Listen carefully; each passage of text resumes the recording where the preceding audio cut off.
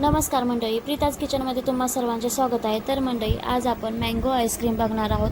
अगदी कमी साहित्यामध्ये होणारे आईस्क्रीम आहे आणि झटपट होणारे देखील आईस्क्रीम आहे, पण याला फ्रीज देखील करावं लागतं। फ्रीजरमध्ये एक रात्र तुम्ही ठेवायचं आहे, एकदम छान आईस्क्रीम लागतं।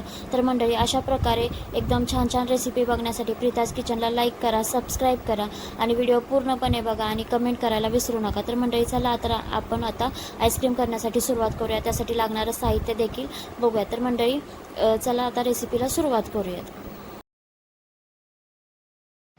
तर मंडळी, इथे मी 2 फुलपात्रे दूध घेतलेलं आहे। तुम्ही 2 वाटी देखील घेऊ शकता। त्याच्यानंतर इथे मी 3 छोट्या वाट्या साखर घेतलेली आहे, म्हणजेच अर्धी वाटी इथे साखर घेतलेली आहे। मोठी अर्धी वाटी साखर इथे मी घेतलेली आहे। त्याच्यानंतर अर्धी वाटी मिल्क पावडर घेतलेली आहे आणि एक छोटा चमचा, जो पोहे खातो तो चमचा, इथे मी कॉर्नफ्लॉवर घेतलेला आहे। आणि हे सर्व आता आपल्याला मॅशरने मिक्स करून घ्यायचं आहे। एकदम चांगलं मिक्स करून घ्यायचं आहे। याच्या गाठी अजिबात होऊन द्यायच्या नाहीत। आणि चांगलं मिक्स झाल्यानंतर याला आता आपण शेगडीवर ठेवणार आहोत, पण त्याच्या अगोदर आपण मँगो आईस्क्रीम करणार आहोत, म्हणून आपण एक आंबा घेतलेला आहे। तो आंबा आपण स्वच्छ धुवून घ्यायचा आहे आणि त्याचा आपण पल्प काढून घ्यायचा आहे।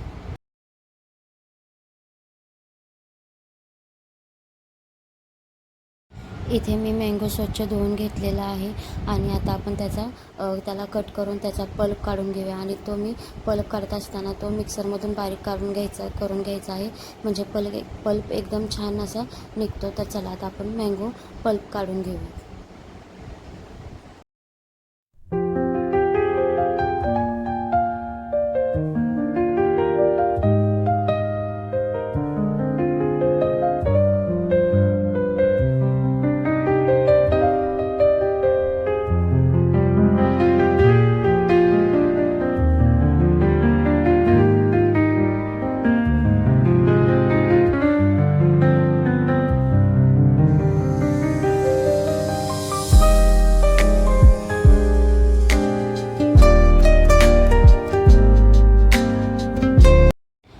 इथे माझा मँगो पल्प काढून झालेला आहे। आता तो आपण मिक्सरला फिरवून घेऊयात। आणि मिक्सरला फिरवून घेतल्यानंतर एका साईडला मी शेगडीवर जे आपण दुधामध्ये सर्व मिश्रण मिक्स केले होते ते आपण शेगडीवर ठेवलेलं आहे।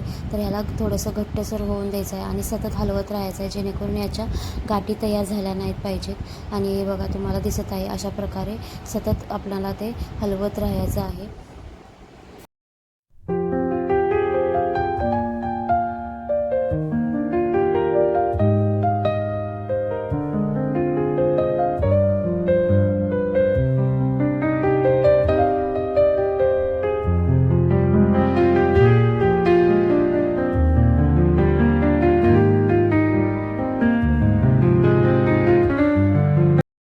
तुम्हाला इथे दिसत आहे, मिश्रण हळूहळू थोडंसं घट्ट होत चाललेलं आहे।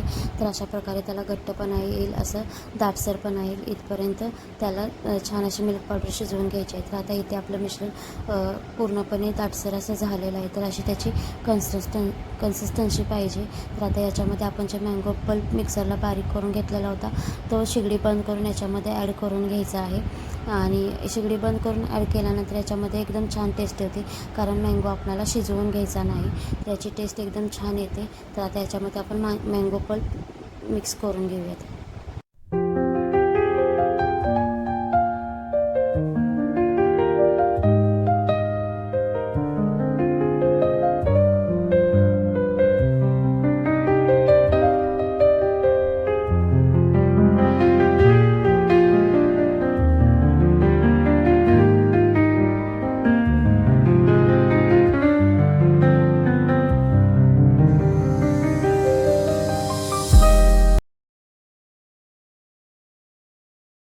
मँगो पल्प मिक्स करून झाल्यानंतर मिश्रण थंड करून मग एका ज्युसरच्या भांड्यामधून ते मिश्रण मिक्सरला फिरवून घ्यायचे आहे, जेणेकरून ते एकदम स्मूथ झाले पाहिजे। तर ते मिश्रण थंड झालेलं आहे, त्यामुळे आता मी मिक्सरला बारीक फिरवून घेत आहे। इथे दिसत आहे तुम्हाला, एकदम क्रीमी टेक्स्चर आलेलं आहे। आणि आता एका बाउलमध्ये तुम्ही ते काढून, डब्यामध्ये काढून तुम्ही ते फ्रीजरला ठेवू शकता। तर गार्निशिंगसाठी त्याच्यावर मी बदामचे काप टाकलेले आहेत आणि मँगो आईस्क्रीम आहे म्हटल्यावर मँगोचे काप तर आलेच। तर मी मँगोचे छोटे छोटे काप केलेले आहे, तर ते आता आपण याच्यावर टाकून घेणार आहोत आणि याच्यावर तुम्ही पॉलिथिनचा कागद लावून तुम्ही फ्रीझरला ठेवू शकता. पण मी लावलेला नाही, शक्यतो करून लावायची काही गरज लागत नाही. पण जर आईस्क्रीममध्ये क्रिस्टल जर साठत असतील तर त्यासाठी तुम्ही त्याच्यावर पॉलिथिनचा कागद लावू शकता. तर मंडळी, ही रेसिपी कशी वाटते मला कमेंट करून नक्की सांगा आणि व्हिडिओ आवडल्यास व्हिडिओला लाईक करा, शेअर करा, सबस्क्राईब करा आणि कमेंट करायला विसरू नका.